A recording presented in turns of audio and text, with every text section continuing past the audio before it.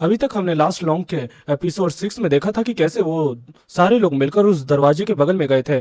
अब उसके आगे हम देख पाते हैं कि वो लोग आगे जाते हैं और आगे जाने के बाद उनको वो आवाज आती है। उनको लगता है कि कहीं सच में कोई भूत तो नहीं आ गया है। धीरे धीरे करके वो लोग दरवाजा खोलते हैं और जब लाइट की मदद से देखते हैं तो वहां पर एक लड़की लटक रही होती है, जिसे देखकर वो लोग काफी ज्यादा घबरा जाते हैं। लुचीरा घबराकर तुरंत ही लॉक को पकड़ लेता है। लोग अच्छे से देखता है तो पता चलता है ये वही लाल बाल वाली लड़की है जो कि उल्टा लटक के फंस गई है। वो लड़की कहती है कि प्लीज मुझे सीधा कर दो, मुझे काफी अजीब लग रहा है। लोग उसकी मदद करता है। लुचीरा तुरंत ही कहता है ये अजनबी लड़की को तुरंत ही अथॉरिटीज के हवाले कर देना चाहिए, लेकिन तुरंत ही लोग उसकी बात टालते हुए कहता है पहले हमें चेक करने दो कि ये कहाँ से आई हुई है। लोग तुरंत ही उस लड़की से उसका नाम पूछता है तो वो बोलते हैं कि उसका नाम मिलीचा है और तुरंत ही लोग अपनी जानकारी देता है कि मेरा नाम लॉक है, इसका नाम लुचीरा और ये गिरिबिरा है। तब तुरंत ही मिलिका बोलती है ये अच्छा चिकन है। चिकन नाम सुनकर लोग गुस्सा हो जाता है, लेकिन यानी कि चिकन नाम सुनने के बाद जो लुचीरा है वो गुस्सा हो जाता है, लोग उसे शांत करता है।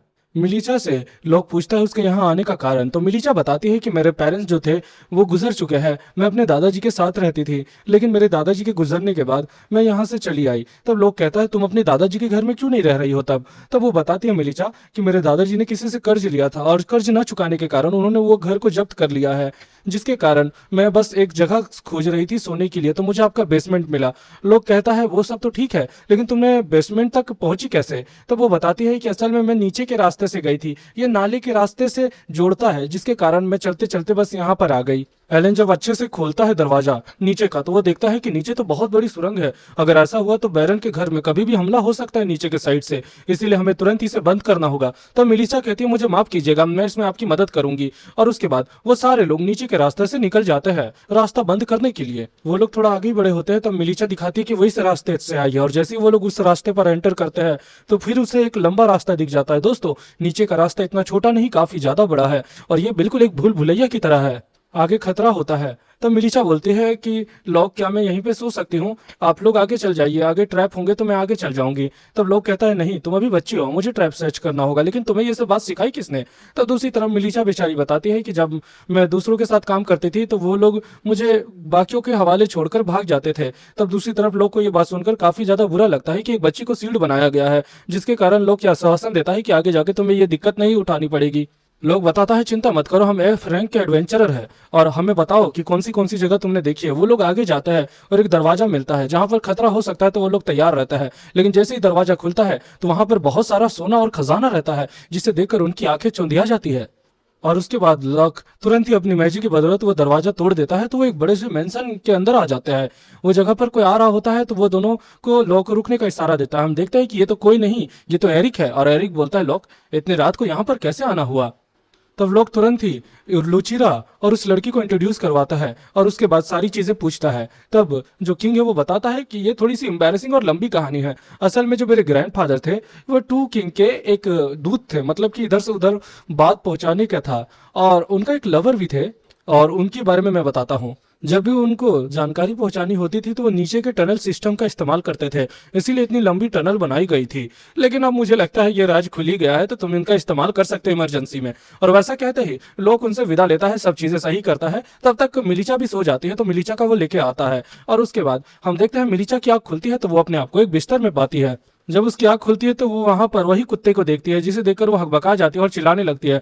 लोग तुरंत ही आता है और उसे बचाता है। और दूसरी तरफ हम देखते हैं कि बहुत सारी दोनों लड़कियां जाग जाती है, तो मिलीचा से इंट्रोड्यूस करवाता है लॉक। और उसके बाद ब्रेकफास्ट का टाइम होता है तो वो लोग खाने पीने के लिए रहते हैं। और दूसरी तरफ ये बात गोरान कहता है कि मुझे लगता है कि इसके पास कोई रहने की भी जगह नहीं है।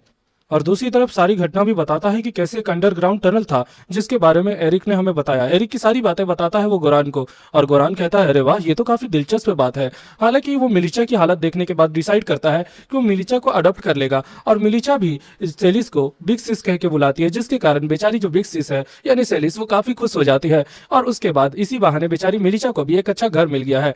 मिलीचा और लॉक और साथ ही में सेलिस वो तीनों स्टोन सोप में जाता है, जिसमें जो लॉक रहता है वो कहता है मिलीचा क्या तुम और ग्रैब हमारा इंतजार कर सकते हो? तो मिलीचा कहती है ठीक है, मैं इंतजार करती हूँ। मिलीचा उनका इंतजार कर ही रही होती है, लेकिन वो अपना टाइम पास करने के लिए सोचती है कि उनके पास अगर कुछ पैसा है तो वो कुछ सामान उमान खरीद लेगी, जिससे वो भी लॉक की मदद कर पाएगी। इसीलिए वो शॉप में जा रही होती है। जब डॉगी यानी ग्रैब की नींद खुलती है तो वो देखता है कि मिलीचा वहां पर नहीं है, और दूसरी तरफ वहां पर लॉक भी आ जाता है और सेलिस भी आ जाता है। वो लोग घबरा जाते हैं कि आखिर मिलीचा कहाँ पर गई है।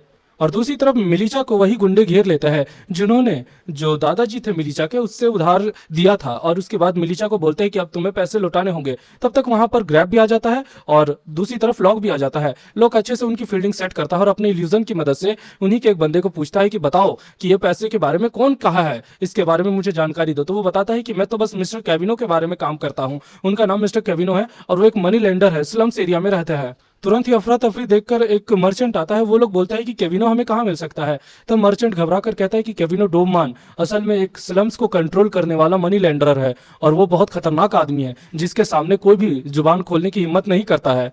हम देख पाते हैं केविनो को जिसके पास बी रैंक के अच्छे खासे सैनिक रहते हैं, बॉडीगार्ड रहता है, और वो रात को बच्चों की तस्करी करवा रहा होता है। लेकिन तुरंत ही वहां पर लॉक आता है। तब केविनो कहता है कि बच्चे तू कौन है। तब लॉक कहता है कि अरे मुझे नहीं पहचाना, मैं हूँ एफ रैंक का एडवेंचरर और तुम लोग का दुश्मन।